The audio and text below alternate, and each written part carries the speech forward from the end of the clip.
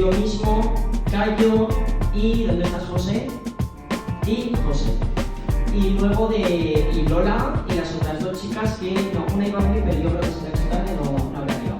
Y luego de rondalla, que lo cuenten ellos porque tienen que grabar el corto en 48 horas, como sea, pero en 48 horas máximo. O sea, eso también, ahí venía la dificultad del tema.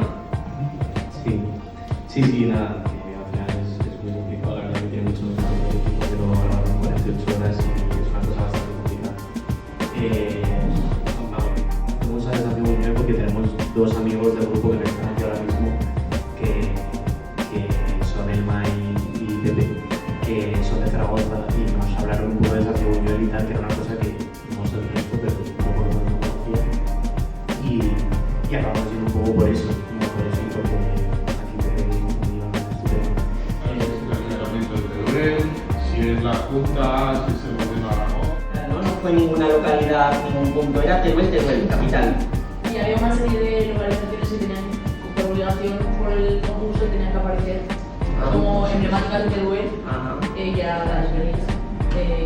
Entonces, claro, teníamos que ir yendo a los sitios para verlos y para pensar dónde grabarlo exactamente. Y la verdad que yo creo que muchas organizaciones nos